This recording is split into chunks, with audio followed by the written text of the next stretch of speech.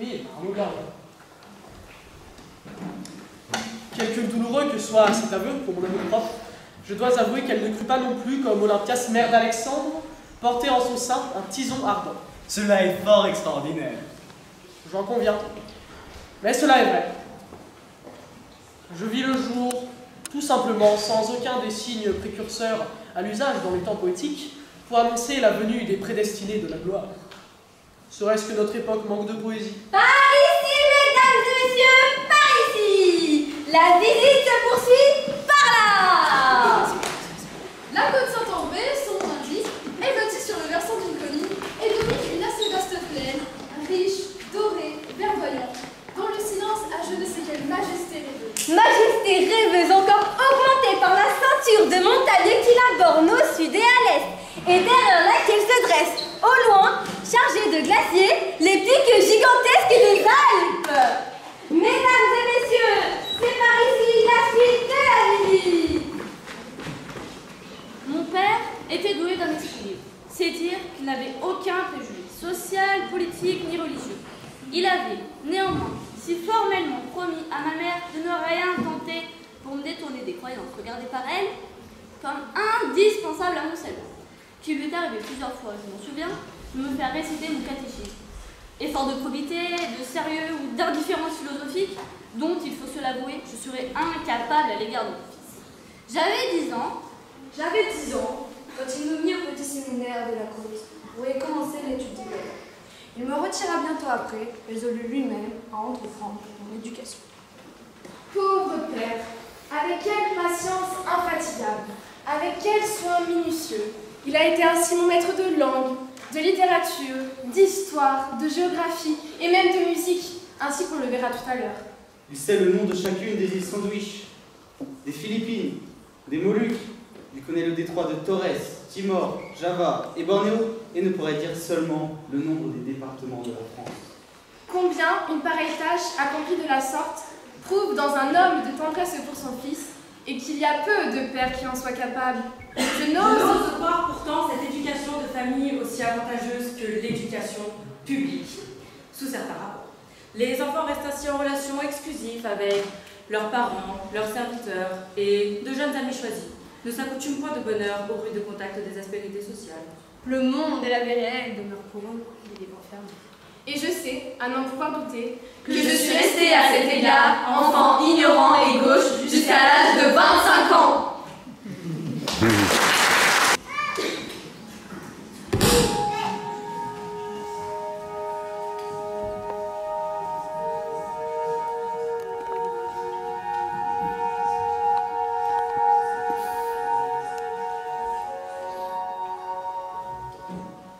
Villanelle, quand viendra la saison nouvelle, quand auront disparu les froids, tous deux nous irons, ma belle, pour cueillir le bouquet au bois.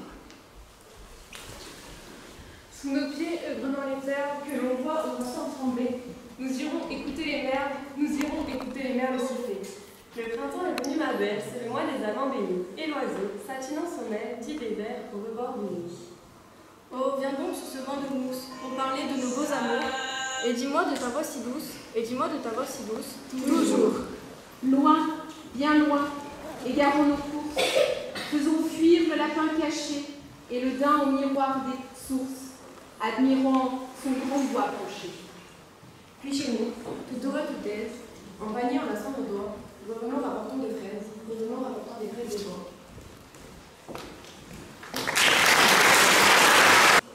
Dans la partie haute de Mélan, tout contre l'escarpement de la montagne, est une maisonnette blanche, entourée de vignes et de jardins, d'où la vue plombe sur la vallée de l'Isère. C'était la villa de Madame Gauthier, qui l'habitait pendant la belle saison, avec ses deux nièces, dont la plus jeune s'appelait Estelle. Ce nom seul eût suffi pour attirer mon attention. Il m'était déjà cher à cause de la pastorale de Florian, dérobée par moi-même et vue en cachette 100 et 100 fois. Mais celle qui le portait avait 18 ans, une taille élégante et élevée, de grands yeux armés en guerre. Bien que toujours souriant, une chevelure digne d'emmener le casque d'Achille. Des pieds, je ne dirais pas d'Andalouse, mais de Parisienne pur sang. Et des requins roses. Je n'en avais jamais vu. Vous riez?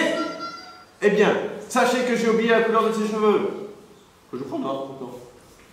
Et je ne puis penser à elle sans voir scintiller, en même temps que les grands yeux, les petits brodequins roses. En l'apercevant, j'ai senti une secousse électrique. Je m'y mets, c'est tout dit. Je me vertige, je me prie et ne me quitte plus. Je n'espérais rien, je ne savais rien, mais j'éprouvais au cœur une douleur profonde. La jalousie, cette belle campagne des plus purs amours, me torturait à chaque mot adressé par un homme à mon idole. J'entends encore, en frémissant, le bruit des éperons de mon oncle quand il dansait avec elle. Tout le monde, à la maison et dans le voisinage, s'amusait de ce pauvre enfant de 12 ans, brisé par un amour au-dessus de tout.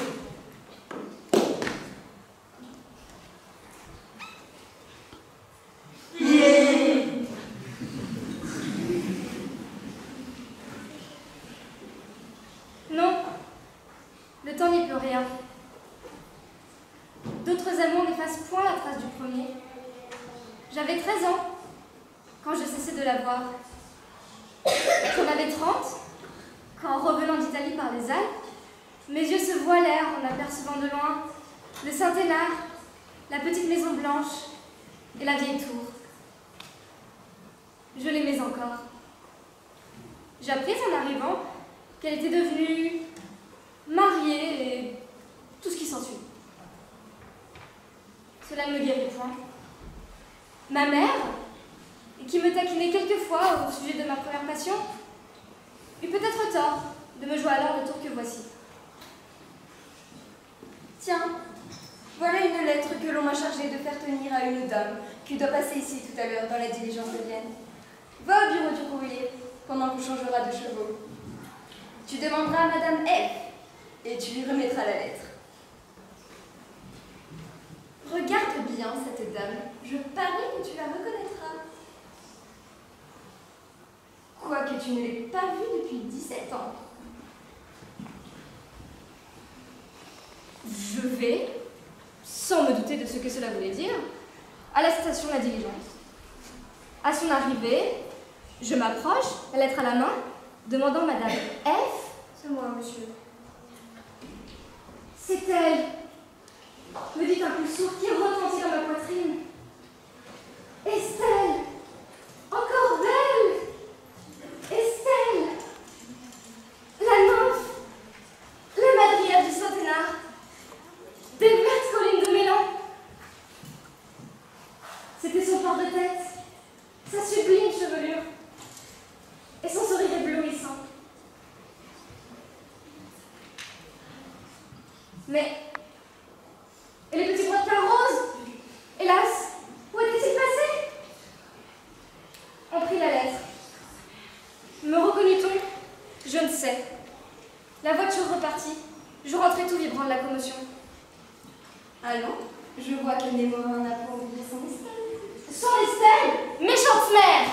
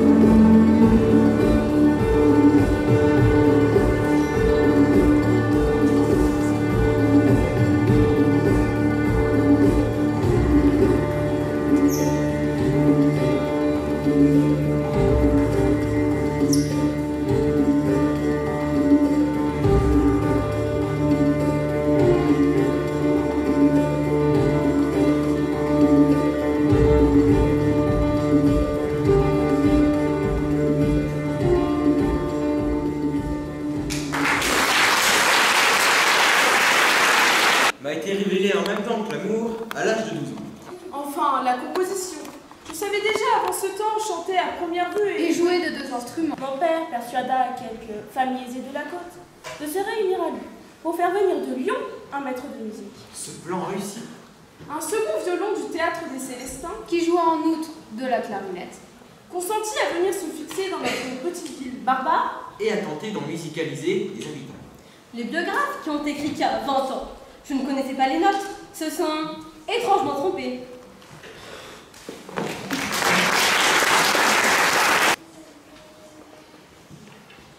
Non, le vendeur pour les guitares électriques, c'est à côté. Pardon? Vous cherchez un pupitre? Ça tombe bien, je m'appelle Jean-Claude, je suis vendeur chez Souvent spécialisé dans les pupitres, et je cherche encore un sens à ma vie. Bon, voici toute notre gamme de pupitres. Le quatrième, c'est très simple, il n'y en a qu'un. De plus, c'est celui-là qu'il vous faut. Il est pratique, léger, et c'est un petit bijou de la technologie. Par exemple, vous pouvez régler sa hauteur à n'importe quel moment. Bon, là ça marche pas. Et voilà. Vous pouvez également le plier très facilement. Bon, faut penser à acheter des gants. Si vous voulez, j'ai mon copain Timothée qui travaille au Intermarché d'à côté, qui est spécialisé dans la vente de gants, et il cherche aussi un sens à sa vie. Vous pouvez également poser n'importe quoi dessus. Par exemple, une chaise. Bon. Faut le tenir parfois en même temps qu'on joue, mais... Pardon, ce n'est pas pratique. Si, ça vous apprend à être multifonction. Vous jouez de la musique et en même temps vous tenez votre pupitre. Le prix, 500. Ça fait cher. Non, c'est parce que vous ne connaissez pas ces secondes fonctions. Vous pouvez également vous en servir comme chaise ou comme tabouret. Croyez-moi, c'est très pratique. Vous pouvez également vous en servir comme table. Bon, là, je ne vais pas vous montrer, mais voilà. Vous pouvez également vous en servir comme support. Si vous êtes aux toilettes et que vous voulez lire un livre et que vous n'avez pas envie de tenir votre livre, vous mettrez votre pupitre devant vous et vous poserez votre livre dessus. Pardon? Vous ne pouvez toujours pas l'acheter? Écoutez, ça fait 10 ans que j'essaye de vendre ce pupitre et je suis payé au lance-pierre. Alors maintenant, suivez-moi. Donnez-moi votre carte bleue. J'ai dit votre carte bleue.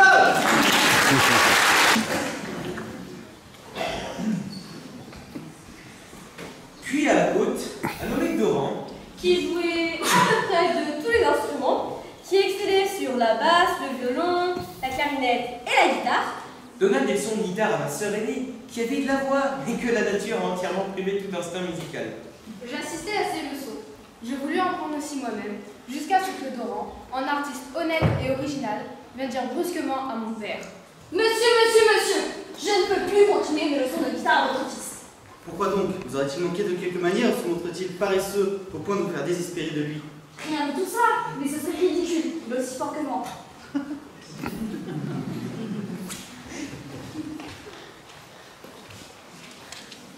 Les essais de composition de mon adolescence portaient l'empreinte d'une mélancolie profonde. presque toutes mes notes étaient dans le mode mineur. Je sentais le défaut sans pouvoir l'éviter. Un crêpe noir couvrait mes pensées. Mon romanesque amour de mélange les avait enfermés.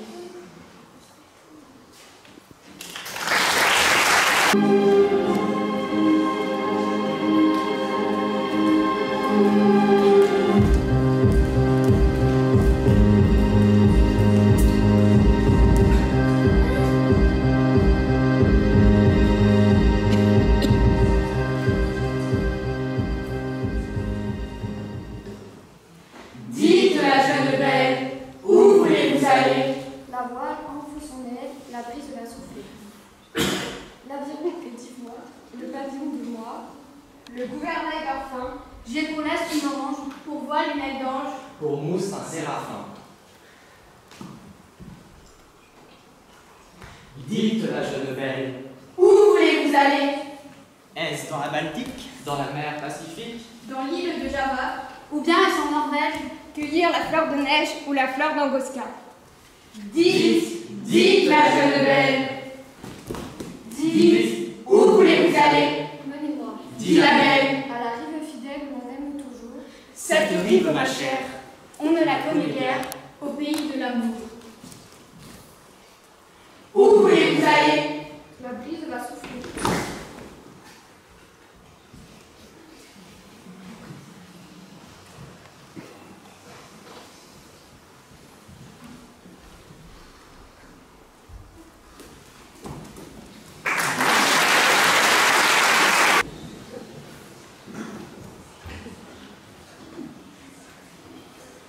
Mais pendant ces diverses tentatives musicales, au milieu de mes lectures, de mes études géographiques, de mes aspirations religieuses et des alternatives de calme et de tempête dans mon premier amour, le moment approchait où je devais me préparer à suivre une carrière.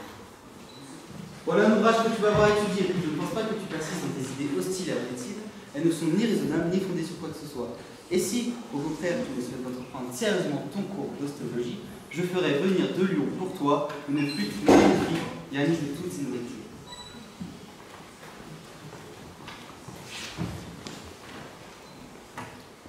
Être médecin, étudier l'anatomie, disséquer, assister à d'horribles opérations, au lieu de me livrer corps et âme à la musique, cet art sublime dont je concevais déjà la grandeur, quitter l'empirée pour les plus tristes séjours de la terre, les anges immortels de la poésie et de l'amour, et leurs chants inspirés pour de sales infirmiers, d'affreux garçons d'amphithéâtre, des cadavres hideux, les cris des patients, les plaintes, et le rat précurseur de la mort. À Paris, la médecine t'attend.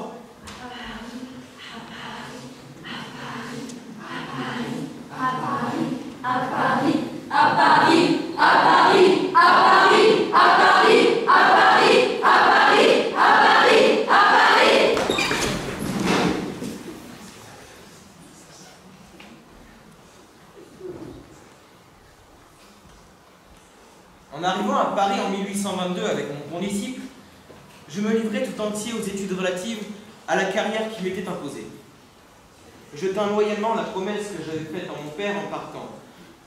J'eus pourtant à subir une épreuve assez difficile quand mon cousin, m'ayant appris qu'il avait acheté un cadavre, me conduisit pour la première fois à l'amphithéâtre de dissection de l'hospice de la Pitié. L'aspect de cet horrible charnier humain, ses membres épars, cette tête grimaçante, ces crânes entrouverts, ce sanglant cloaque dans lequel nous marchions, l'odeur révoltante qui s'en exhalait, les essaims de moineaux se disputant des lambeaux de poumons, les rats clignotant dans leurs poings des vertus saignantes, me remplirent d'un tel effroi que, sautant par la fenêtre de l'amphithéâtre, je pris la fuite à toutes jambes et courus haletant jusque chez moi, comme si la mort et son affreux cortège eussent été à mes trousses. J'allais devenir un étudiant, comme tant d'autres, destiné à jeter une obscure unité aux nombreux désastreux des mauvais médecins. Quand un soir, j'allais à l'opéra.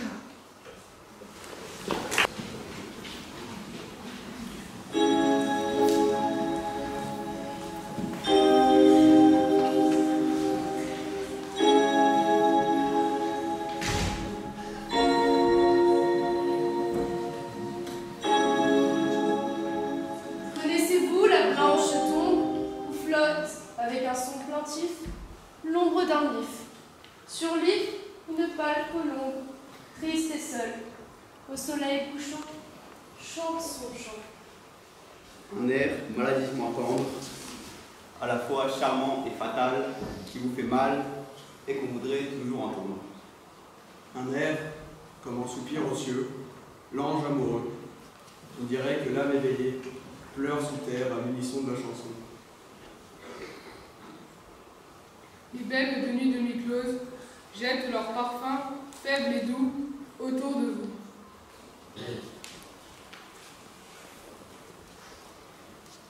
Et les fantômes aux mains le posent, murmurent en vous tendant les bras. Tu reviendras. Tu reviendras. Tu reviendras. Oh, j'avais plus près de la tombe. Je n'irai qu'en descend le soir, au manteau noir, écouter la pâle colombe chanter sur la pointe de l'if son chant plaintif.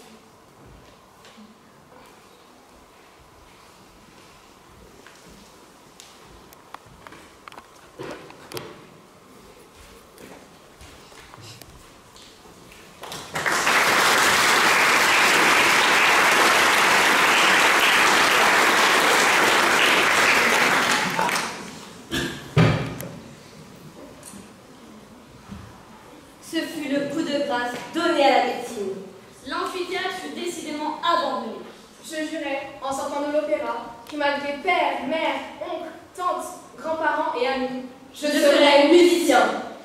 Ma mère, persuadée qu'en me livrant à la composition musicale, qui d'après les idées françaises n'existe pas hors du théâtre, je décida de suivre alors une route menant à la déconsidération en ce monde et à la damnation dans l'autre. N'eut pas plus souvent de ce qui venait de se passer que son âme se souleva d'indignation. Son regard courroucé m'avertit qu'elle savait tout. Je crus prudent de m'esquiver et de me tenir froid jusqu'au moment du départ. Mais je m'étais à peine réfugiée dans mon réduit depuis quelques minutes qu'elle m'y suivit, l'œil étincelant et tous ses gestes indiquant une émotion extraordinaire.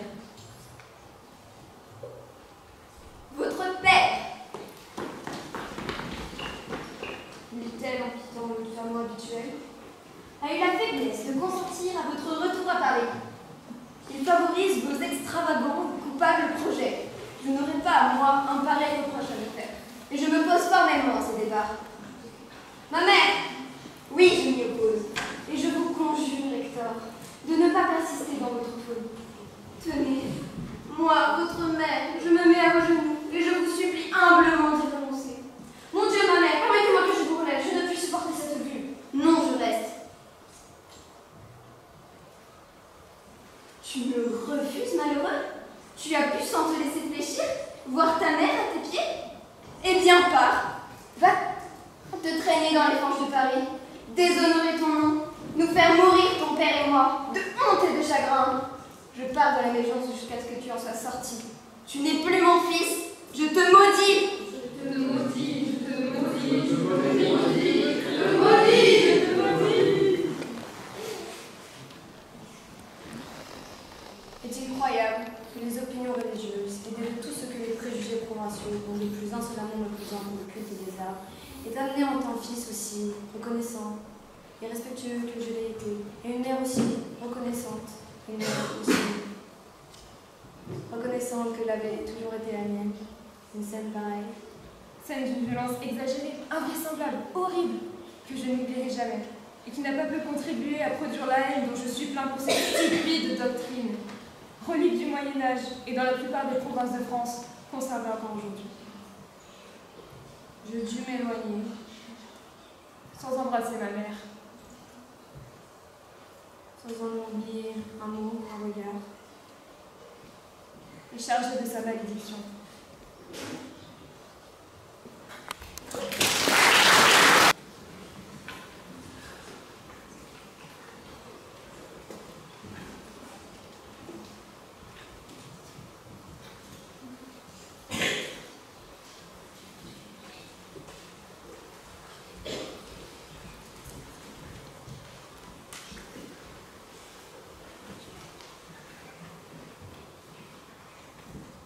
Reviens, reviens, ma bien-aimée. Comme une fleur, loin du soleil. La fleur de ma vie est fermée. Loin de ton sourire vermeil.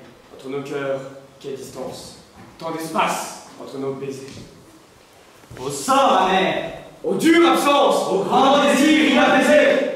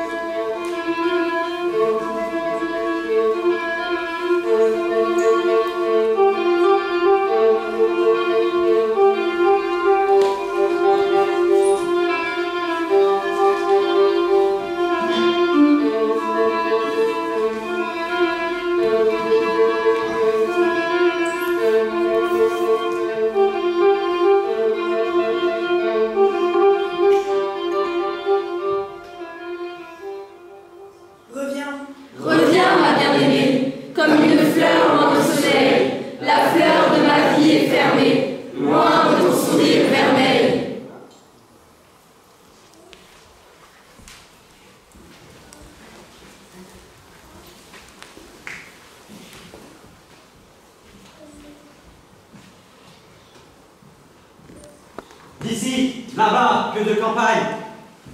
Que de villes et de hameaux. Que de vallons et de montagnes. À lasser le pied des chevaux.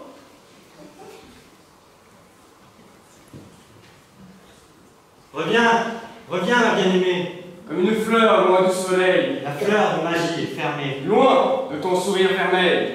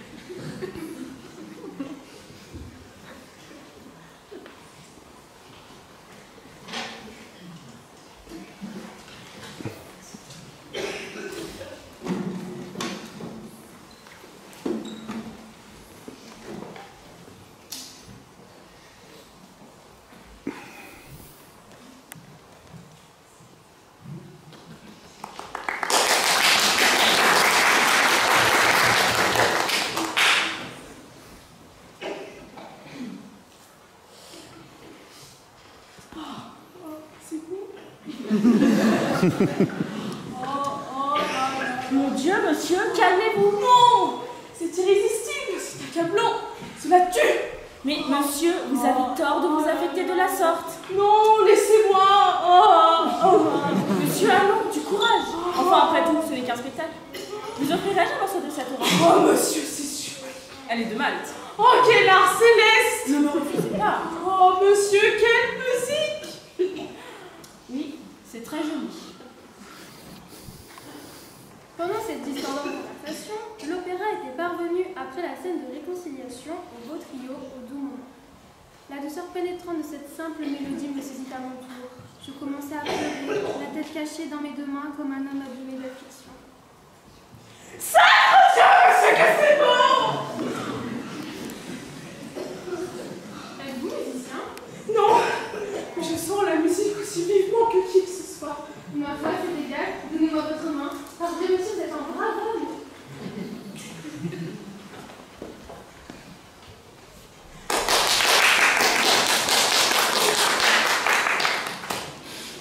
Là-dessus, parfaitement insensible au ricanement des spectateurs qui faisaient cercle autour de nous échangeons quelques mots à voix basse. Je lui donne mon nom, il me confie le sien et sa profession. Il s'appelait Le Tessier, je ne l'ai jamais revu. C'était un ingénieur, un mathématicien. Où diable la sensibilité va-t-elle se nicher?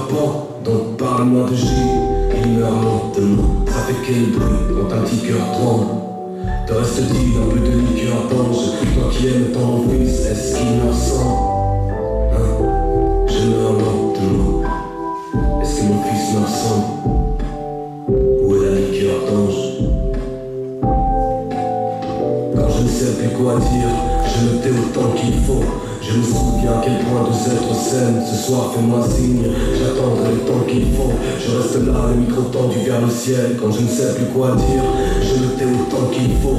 Je me souviens à quel point deux êtres s'aiment. Ce soir fais-moi signe, j'attendrai le temps qu'il faut. Je reste là, les micros tendus vers le ciel. Réponds-moi, est-ce que tu me vois vivre?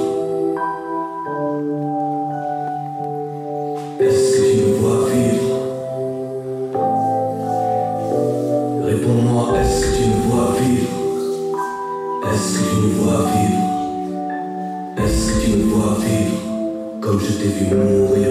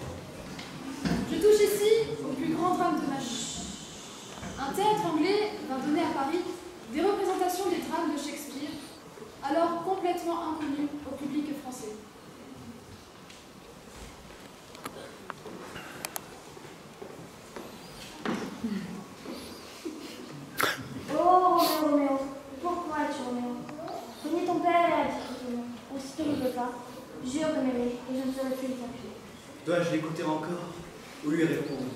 Ton nom seul, mon ami. Tu n'es pas un Montaigu, tu es toi-même. Oh, soit quelques autres noms. Qui a tiré dans la fenêtre? Ce que nous appelons une rose en mourut autant de roses. Henriette Smithson, 5 ans après, est devenue la femme.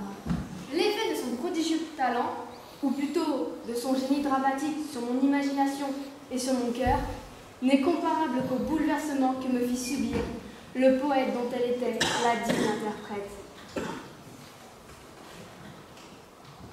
Shakespeare, en tombant ainsi sur moi à l'improviste, me foudroya.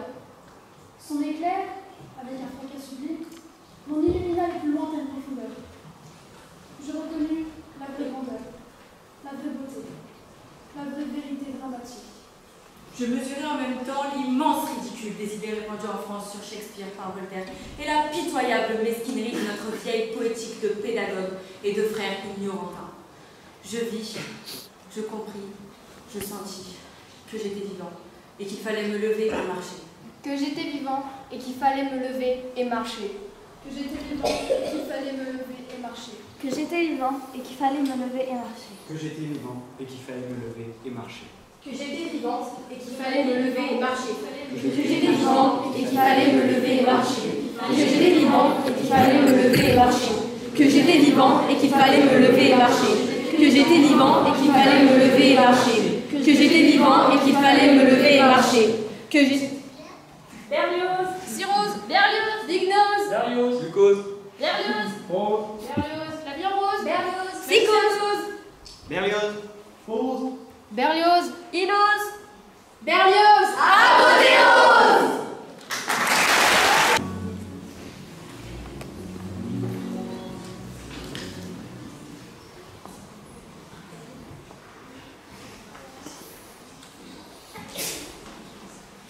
Soulève ta paupière close, effleure un songe virginal. Je suis le spectre d'une rose que tu portais hier au bal. Que tu portais hier au bal.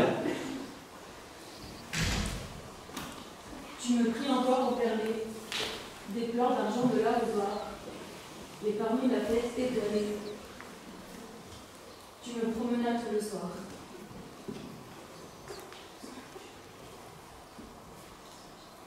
Ô toi qui de ma mort fus cause, sans que tu puisses le chasser, toutes les nuits mon spectre rose, à ton chevet viendra danser. À ton chevet viendra danser.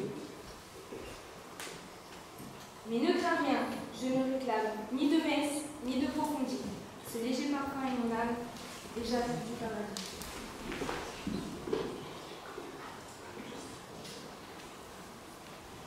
Et sur l'abat où je repose,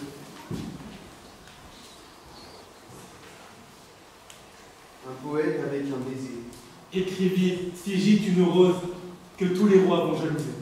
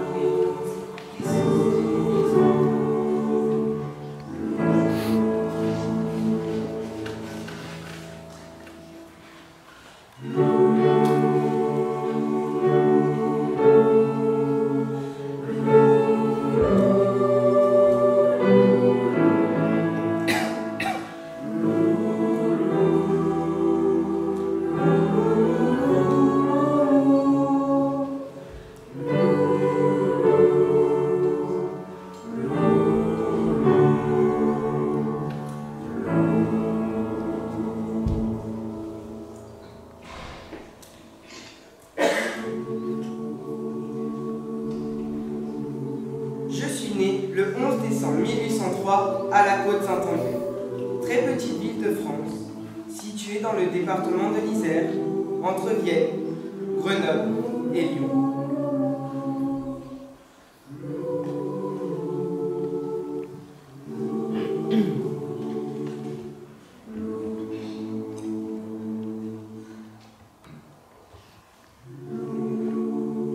Je vis le jour tout simplement, sans aucun des signes précurseurs pour annoncer la venue des prédestinés de la gloire. Serait-ce que notre époque manque de poésie ?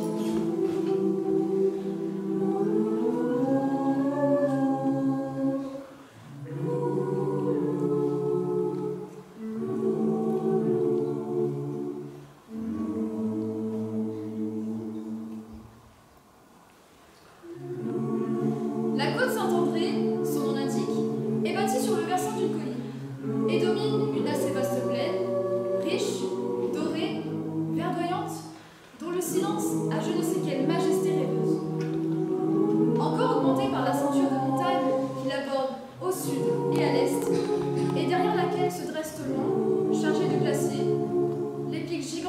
des Alpes. Je fus élevé dans la foi catholique, apostolique et romaine. Je fis ma première communion le même jour que ma sœur aînée et, dans le mouvement de suivi, où elle était pensionnée. C'était au printemps. Le soleil souriait. La brise se jouait dans les peupliers murmurants. Je ne sais quel arôme délicieux remplissait la maison. Je franchis tout ému le seuil de la Sainte Maison.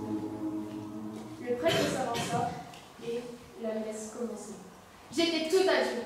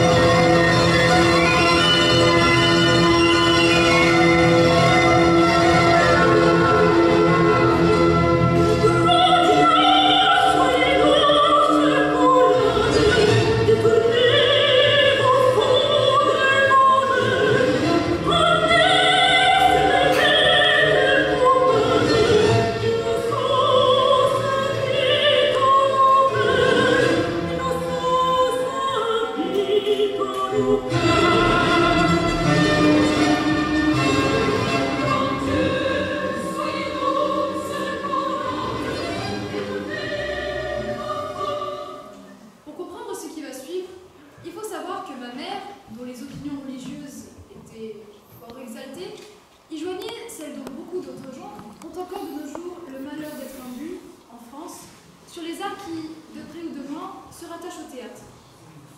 Pour elle, acteurs, actrices, chanteurs, musiciens, poètes, compositeurs étaient des créatures abominables, frappées par l'église d'excommunication et comme telles, prédestinées à l'enfer. Ma mère, donc, persuadée que me livrant à la composition musicale, qui, d'après les idées françaises, n'existe pas hors du théâtre, je mettais le pied sur une route conduisant à la déconsidération en ce monde et à la damnation dans l'autre. Elle n'eut pas plutôt vent de ce qui se passait, que son âme se souleva d'indignation. Son regard courroucé m'avertit qu'elle savait tout. Je crus prudent de m'esquiver et de me tenir coiffre jusqu'au moment du départ. Mais je m'étais à peine réfugié dans mon réduit depuis quelques minutes, qu'elle m'y suivit, l'œil étincelant, et tous ses gestes indiquant une émotion extraordinaire.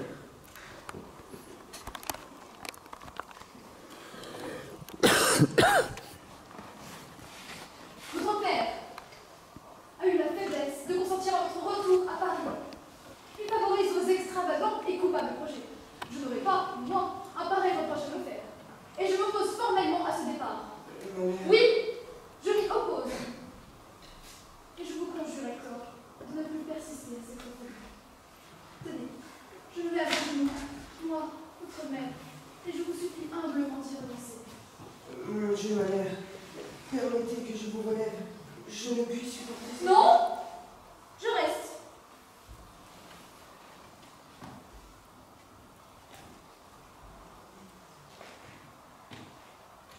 Tu me refuses, Maëvo. Tu as pu voir sans te laisser fléchir ta mère à tes pieds. Eh bien, pas. Va traîner dans les fonds de Paris, déshonorer ton nom, et faire mourir ton père et moi de honte et de chagrin.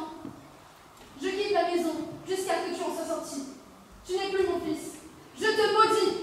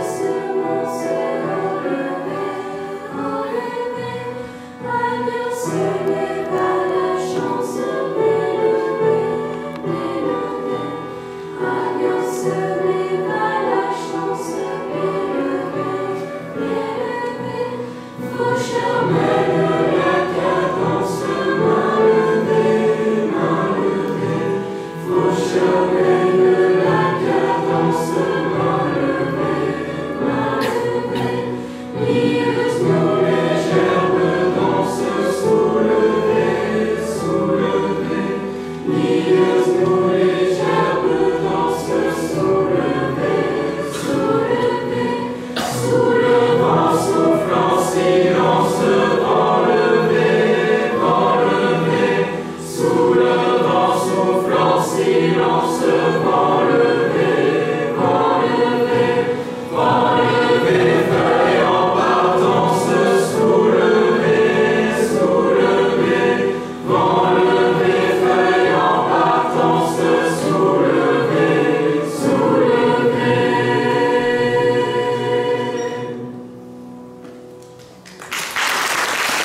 travers un nuage.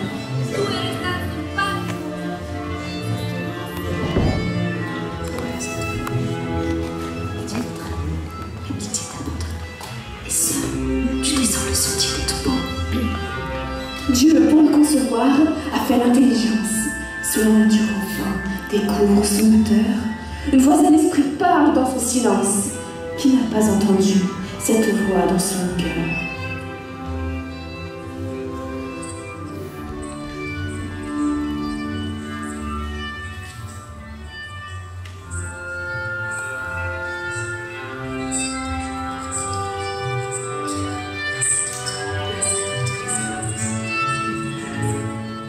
Mon cœur de l'espère, on ira peu, c'est peu, dans tous les sorts,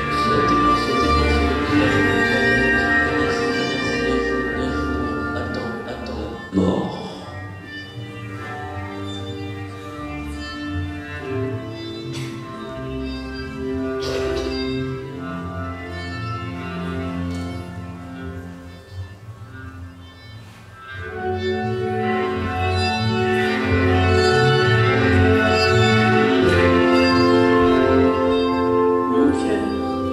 Sempre chiaro, il tuo esterno cuore e questa sera. Che da tanta parte dell'ultimo orizzonte il guardo esplode.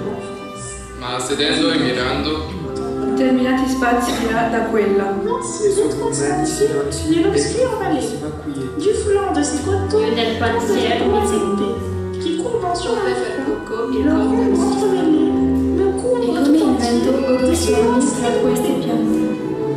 In quello infinito silenzio a questa voce comparando. E mi sorride eterno e la morte, stagione e la presente e viva e svolgere. Così tra questa immensità La si source lega de vie immensi s'est écoulée. Et il naufraga mes dolci con questo mar. Mais leur onde est limpide et mon âme est troublée. N'auront pas réfléchi et clarté. La fraîcheur de leur lit, l'ombre qui les couronne, m'enchaîne tout le jour sur les bords des ruisseaux. Comme un enfant bercé par un chant monotone, mon âme s'assoupit au murmure des eaux. C'est là qu'en trouver, dans mon part de l'injure, dans mon raison bornée, il suffit à mes yeux, j'aime à fixer mes pas, et, seul dans la nature, à n'entendre que l'ombre, à ne voir que les cieux. J'ai trop vu, trop senti, trop aimé dans ma vie. Je viens chercher vivant le calme du été. Au lieu, soyez pour moi ces bords où l'on oublie seul désormais ma félicité. Mon cœur est en repos, mon âme est en silence. Le bruit lointain du monde expire en arrivant, comme un son éloigné qui affaiblit la distance. À l'oreille incertaine ne partez pas.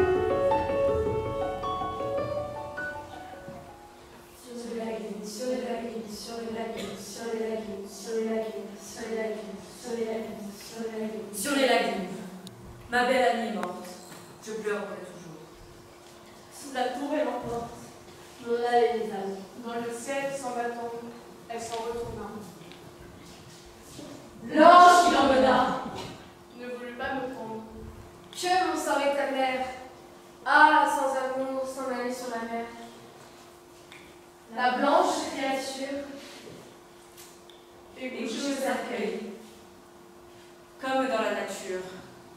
Tout me paraît en deuil. Tout me paraît en deuil.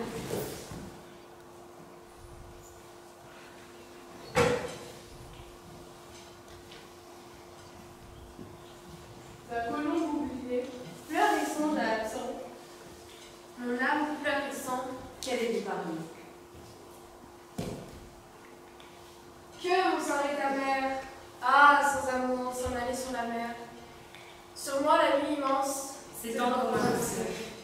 Je chante ma romance. Je chante ma romance. Je chante ma romance. Et je chante ma romance. Que le ciel entend seul, que le ciel entend seul, que le ciel